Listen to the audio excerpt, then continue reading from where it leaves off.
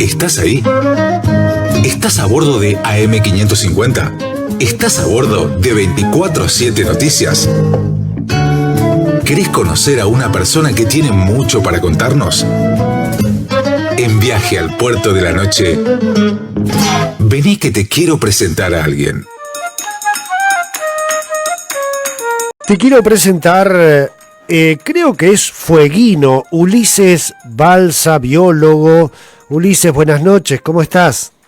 Buenas noches, Sergio, ¿cómo estás? Un saludo para todos los que están en la mesa y para todos los que están escuchando. En realidad hemos estado con muchos y muchas investigadores y investigadoras de allí, de Tierra del Fuego, de Río Grande, del CADIC, pero en el caso tuyo, Ulises, nos convoca esta pasión que has tenido de ser fueguino y dedicarte a través de la biología a estudiar y preservar una especie que se encuentra básicamente en la isla de los Estados, ¿verdad? Sí, correcto. Yo trabajo en el CADIC, como bien vos dijiste, y sí, hago mi trabajo investigando el carancho austral, que es una especie que vive solamente en islas del sur de Argentina y Chile, y una de las principales poblaciones está en Isla de los Estados, que es donde trabajamos sobre todo en nuestro laboratorio. Ajá. ¿Cómo nació en vos, Ulises, esta pasión por las aves en general y por el carancho austral en especial? Mira, no sé bien, creo que siempre me gustaron los animales. Bueno, habiendo crecido en Tierra del Fuego es más fácil, o también ahí ustedes en Neuquén lo entienden también, en comparación a vivir en grandes ciudades, creo que es más fácil sentirse atraído por la naturaleza en general.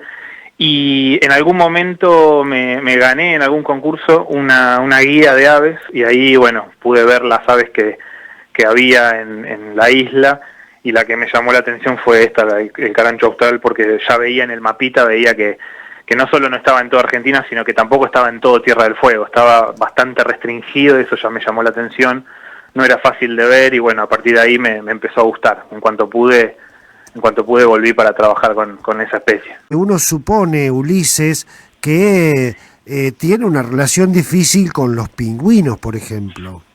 Con los pingüinos sí que no se lleva bien. Claro.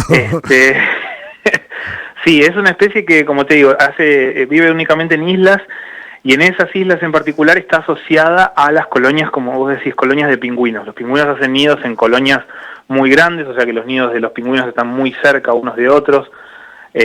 Pueden ser miles de individuos que hacen los nidos en el mismo lugar, entonces una especie que puede comer los productos de la colonia, los huevos, los pichones, por ejemplo, es una especie que tiene cierta ventaja en ese contexto porque hay un montón de comida no falta, la verdad. Uh-huh. Pero Ulises, ¿está en peligro de extinción este carancho, pero por el hombre lo combate o por qué? Hay diferentes fuentes de vulnerabilidad en las poblaciones del carancho austral. Para empezar, seguramente nunca fue una población muy abundante. Ajá. Porque ya por estar restringido a islas y por ser un depredador, que en general son menos abundantes, seguramente nunca desarrolló grandes números. Pero luego ha tenido distintos problemas. En el caso de la población de Islas Malvinas, que es otra población bastante grande, sí lo persiguieron oficialmente por creer que atacaba sobre todo al ganado ovino, y casi lo extinguieron a mediados del siglo pasado, hasta que empezaron a protegerlo. Y en la población de Tierra del Fuego, en general, no ha tenido mucho contacto con la población humana, pero sí que puede sufrir las consecuencias de acciones humanas. Por ejemplo, en Isla de los Estados, a pesar de que ahora es una isla que está deshabitada, en el pasado no estuvo deshabitada, y una de las cosas que hicieron las personas que vivieron allí, como en muchas otras islas del mundo, fue introducir especies exóticas. En particular, en Isla de los Estados hay dos herbívoros muy grandes, que son los ciervos colorados, que vienen de Europa, y las cabras domésticas, que están introducidos en la isla, y en una isla en la que no hay un herbívoro, o no había un herbívoro parecido, nativo, estas especies han tenido un efecto bastante negativo sobre los pastizales en donde anidan los pingüinos, y donde anidan también los caranchos. Los caranchos australes normalmente hacen los nidos en el suelo, no hacen los nidos en los árboles, porque justamente el ambiente que está alrededor de los pingüinos es todo pastizal, entonces a ellos les conviene hacer el nido lo más cerca posible de los pingüinos. En las islas no tienen depredadores, así que no pasa nada con hacer nido en el suelo, pero con esta nueva situación de tener las especies exóticas sí que pueden tener problemas, porque los ciervos y las cabras pisotean los nidos o se alimentan del pastizal, entonces hay menos pastizal disponible para nidificar. O sea que el carancho, a pesar de no tener contacto directo con poblaciones humanas, igual puede sufrir consecuencias de la acción humana.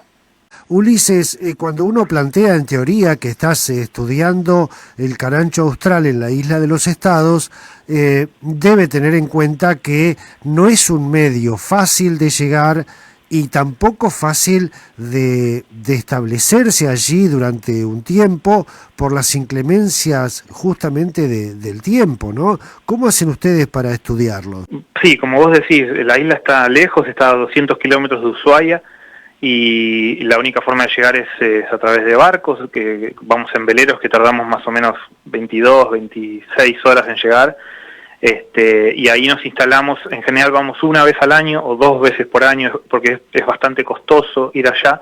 Entonces, por un lado tratamos de concentrar todo el trabajo en relativamente poco tiempo, pasamos en general un mes y medio en la isla. Y por otro lado también tenemos distintas estrategias para seguir obteniendo datos mientras nosotros no estamos. Por ejemplo, las colonias de pingüinos, los nidos de carancho austral los monitoreamos usando cámaras que siguen funcionando cuando nosotros nos vamos, y entonces nosotros igual obtenemos información aunque no estemos ahí. Es la forma que tenemos de regular el esfuerzo que nos lleva a llegar hasta allá para tratar de obtener en el menor tiempo posible la mayor información. Claro. Mira vos, así que dejás cámaras ahí todo el tiempo. Todo el año.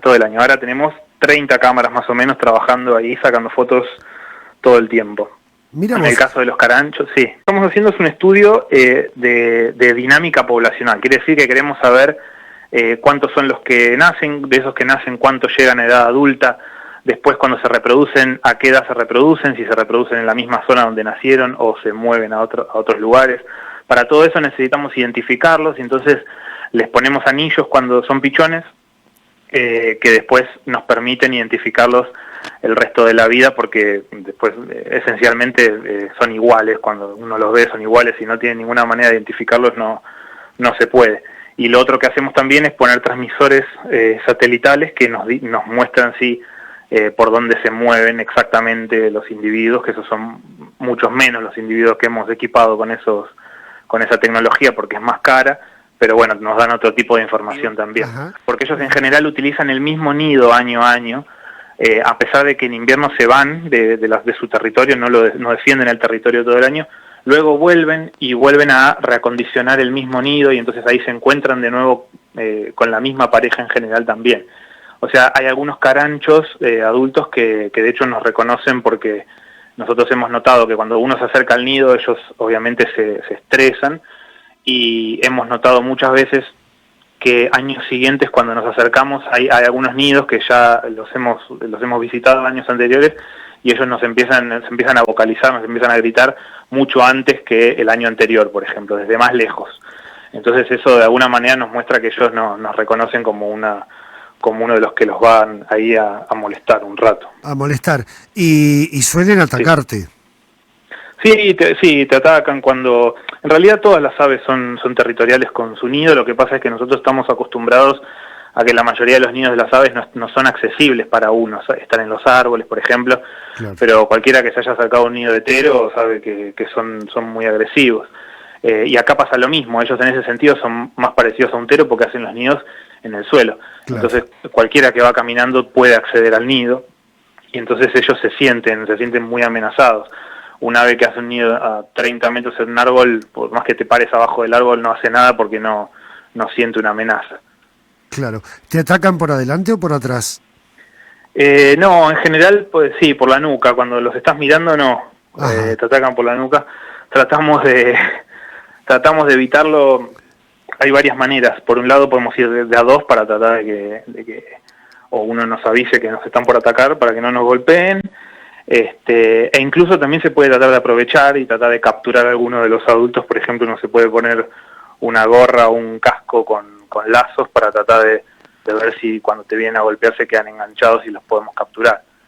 Mira vos, ¿esa es una forma de atraparlos también? Sí, Sí, es una forma de capturar individuos reproductivos que son más difíciles en general de capturar porque en general son animales más grandes, de edad mayor y no son tan curiosos como los juveniles, los más chicos.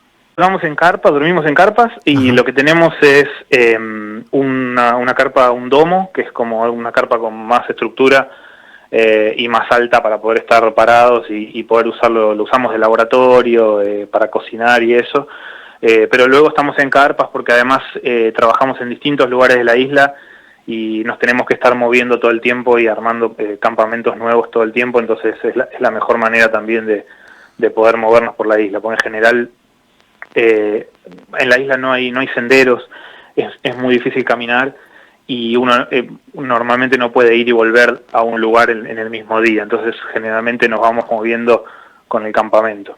Claro. Bueno, y además también deben tener cierta precaución por las condiciones climáticas de la isla de los Estados y la conectividad. ¿Tienen comunicación desde allí? Sí, tenemos un teléfono satelital que es con el que hablamos con la gente que está acá, que se queda en Ushuaia para distintas cosas, desde coordinar cuándo nos vienen a buscar hasta pedirles pronóstico de clima para saber cómo va a estar el tiempo y más o menos planificar las actividades en función de eso, porque realmente hay días que se complica bastante, pero que se pueden hacer otras cosas que si sabes que se viene algo complicado lo puedes planificar. Y después usamos radios para comunicarnos entre nosotros, a veces nos separamos en distintos grupos y nos comunicamos con radios, o con el barco cuando ya nos viene a buscar y está cerca de la bahía, podemos hablar por radio también. Claro, no tiene habitantes la isla de los Estados, ¿verdad? La isla tiene hay un puesto de la Armada permanente que está en la zona norte de la isla, está dentro de un fiordo, que tiene 4 personas todo el tiempo y las van cambiando, pero son los únicos, es un puesto militar de la Armada. Viaje al puerto de la noche. Conduce el escritor y periodista Sergio Sarachu.